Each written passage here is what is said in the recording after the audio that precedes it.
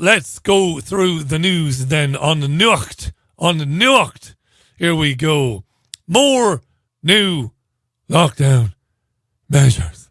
Jesus. More, if... I don't know. Yes, new measures have been introduced in the north of England. A ban on different households meeting anywhere, either indoors or outdoors, will be introduced. Or is it indoors? Nobody knows, you see. I think it's indoors.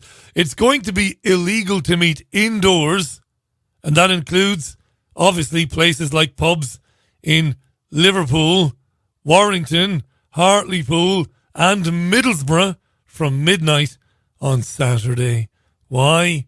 Well, because of a spike in cases. Health Secretary Matt Hancock told MPs today, these new rules, well, they're simply necessary. There was a modicum of hope. There was a little ray of sunshine when Middlesbrough Mayor Andy Preston said, why no, man? We defy the government and we do not accept these measures. He said that, except for the why no, man bit. He said we defy the government and we do not accept these measures. But he climbed down about 20 minutes later and he said, okay, I'll obey the law. Oh, here is Matt Hancock, the Health Secretary. Following him, you will hear Jonathan Ashworth. He's the Shadow Health Secretary. Working with council leaders and the mayors, I'm today extending these measures that have been in place in the North East since the start of this week to the Liverpool City region, Warrington, Hartlepool and Middlesbrough. We will provide £7 million of funding to local authorities in these areas to support them with their vital work. The rules across the Liverpool City region, Warrington, Hartlepool and Middlesbrough will be as follows. We recommend against all social mixing between people in different households. We will bring in regulations, as we have in the North East, to prevent in law social mixing between people in different households in all settings except outdoor public spaces like parks and outdoor hospitality. We also recommend that people should not attend professional or amateur sporting events as spectators in the areas that are affected. We recommend that people only visit care homes in exceptional circumstances, and there will be guidance against all but essential travel. So here's Jonathan Ashworth now, the Shadow Health Secretary. I think it was probably too late for colleagues from Merseyside to get onto the call list this morning, but I think if they were here, they would be keen to press the Secretary of State further on the financial support for Merseyside. This is a region which is hugely reliant on hospitality and leisure, and we know that these restrictions extract a heavy social and economic toll, and so areas need financial support. Otherwise, existing inequalities, which themselves, of course, have a health impact and allow the virus to thrive, will be exacerbated. Yeah. Rather than criticise the measures, Ashworth is asking for more money to be borrowed to be given to these businesses while they're not trading. Jesus. Horrendous economic news today. Dozens of companies announced layoffs. You probably saw that on the news, on the BBC, on Sky, wherever you happen to get your mainstream news. Dozens of companies, major companies, smaller companies, saying layoffs are imminent. And do not forget, dear listener, 1/3 of companies in this country has already stated that they will be letting staff go after government assistance ends. We're fooked. We are fooked. What do Jeremy Corbyn, Cat Weasel, and Stanley Johnson, Bojo's father, have in common? Quiz question. What did Jezza and Stanley have in common? They're a pair of feckless rogues who won't obey the rules. That's what they have in common.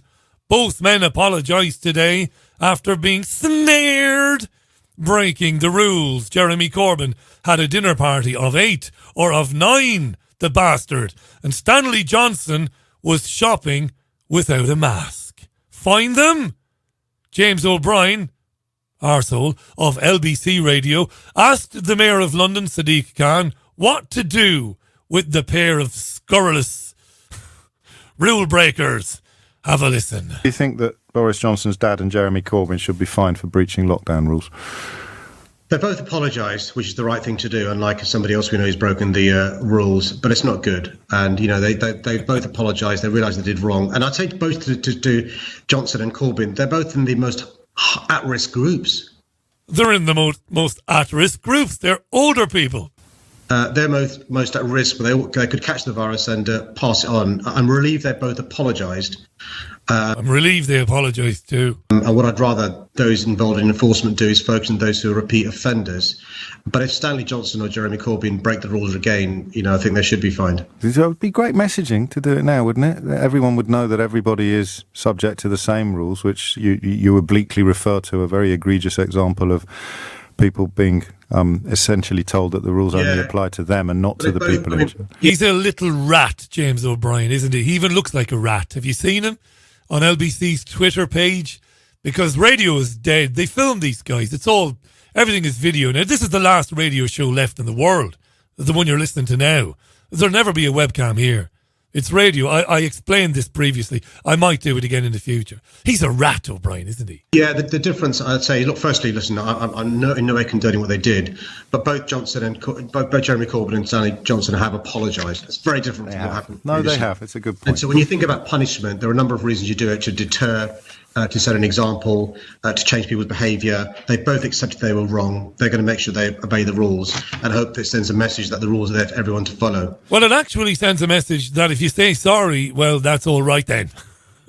Now, everybody who has been fined, listen up. If you have found yourself falling foul of the rules, and if you have been issued with a fine, do not pay it.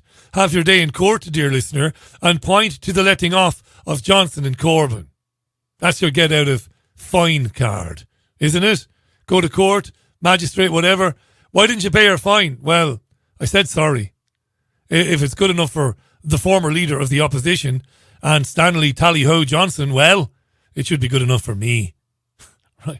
I wonder if Johnson and Corbyn, Jezza and Stanley are fed up with life and they were actually attempting suicide by COVID. Maybe. You never know. Well. Do you fancy some fuckery files? Bit of fuckery files, why not? This one is a beauty. What will we do about those migrants in their boats in the Channel who are hell-bent on reaching these shores? What will we do about them? I got this on Sky News today. I thought I was dreaming, but I wasn't. A range of measures have reportedly been considered by the Home Office as it tries to tackle migrant crossings in the English Channel. Priti Patel's department has considered a wave machine in the Channel, sending asylum seekers to the Outer Hebrides or flying them to Papua New Guinea. What kind of fuckery are you? What was that again, Priti? Priti Patel's department has considered a wave machine in the Channel. A wave machine in the Channel. A wave machine in the Channel. Priti Patel, little Priti. How did she explain that at Cabinet? A wave machine, Priti. Well, I've been to Splash World. All you have to do is make it bigger. Just make it bigger in the Channel. A wave machine. According to Nigel Farage, the Brexit Party leader, there's madder things being discussed than a wave machine. Honestly. No, I even heard one about a floating wall in the middle of the Channel. What was that? No, I even heard one about a floating wall in the middle of the Channel. I think it must be April the 1st. All these ideas are ludicrous. It almost looks like there's somebody leaking this from inside the civil service to embarrass the Home Secretary. Yeah, I can picture the wave machine upending, capsizing boats in the Channel. And you could take that to whatever level you want. You could have the wipeout music. Wipeout! You could play that every time you overturn a boat full of migrants.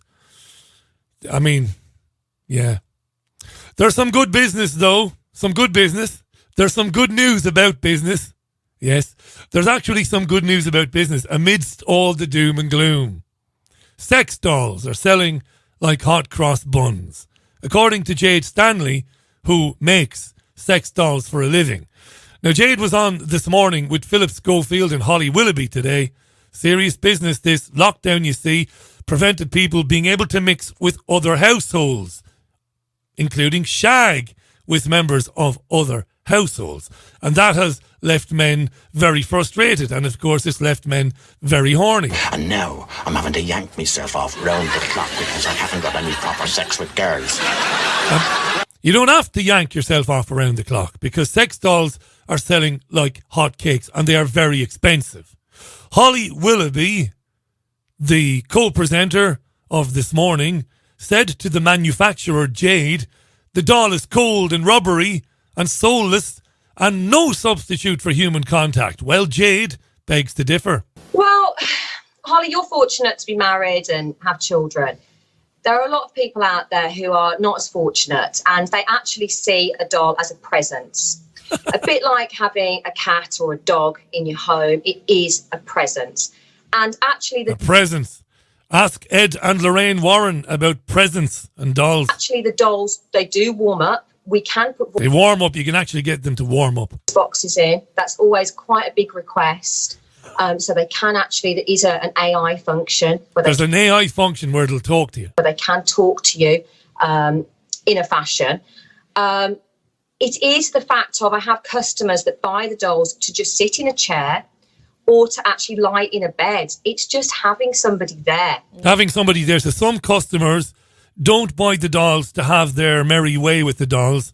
They buy them to have them sitting in the corner just to chat to or lying in the bed with them as a presence. And that does, unfortunately, take the place of a real person. Social media these days has taken away a lot of interaction and has made people very interactive online, but not so sociable outside. And that's true. And now that we can no longer be sociable outside as much, this is a really COVID-safe way. COVID-safe way. Of being able to have a physical interaction with someone. You charge about £1,300 for off the shelf. 1,300 quid for off the shelf rubber doll. But you can customise up to £8,000. What do you get for £8,000? What do you get for £8,000? Well, a reach around, at least, you'd think, right? What does Jade say? So then you basically you make the doll completely bespoke to your liking. So you would choose everything. You choose all the dimensions of the doll, any additional extras that you'd want. You'd have the hair implanted, which looks a lot better.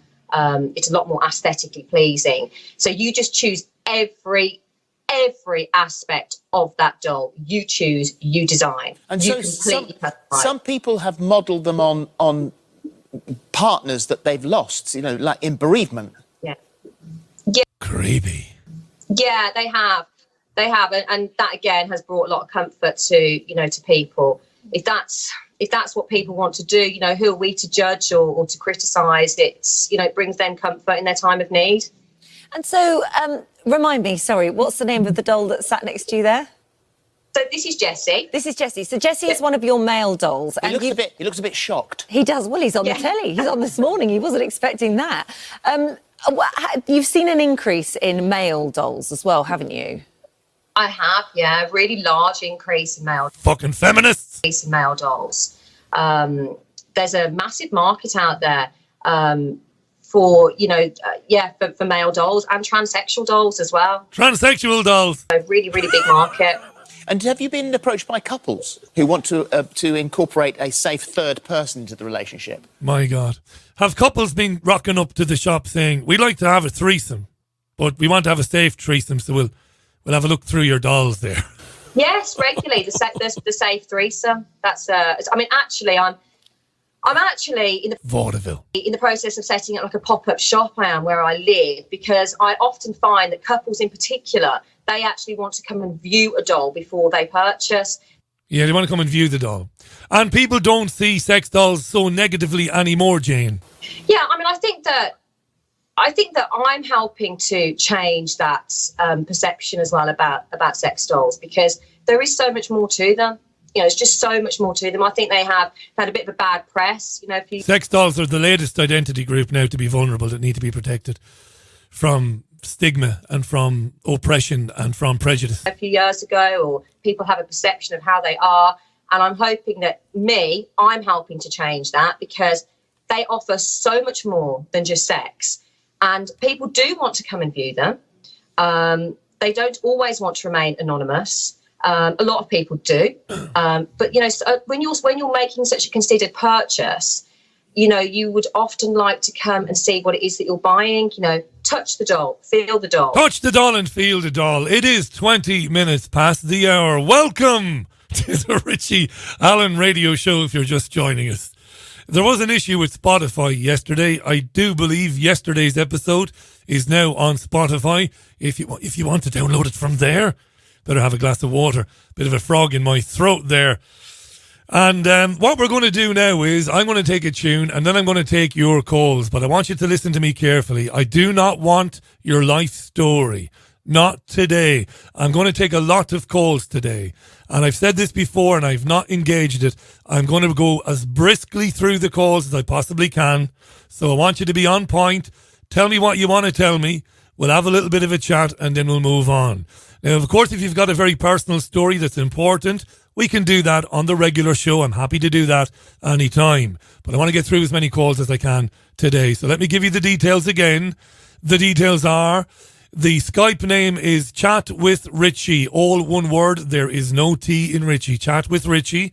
If you need to phone the programme because you don't do Skype, the number inside the UK is 0161 818 2018. 0161 818 2018. If you're calling from outside the UK, that is +44 161 818 2018. When I am speaking to somebody, there isn't any point in constantly ringing and ringing and ringing. Wait till I am finished with them, then ring me. I will get you on. That is a promise. We let nobody off today, and we'll always give priority to brand new callers. Nobody will not get on, if you know what I mean. Alrighty. This is Europe's most listened to independent radio show. It broadcasts live from Salford. My name is Richie Allen. How are you doing today? You are the star. You are the show today. So get in touch with me right now. Like the legend of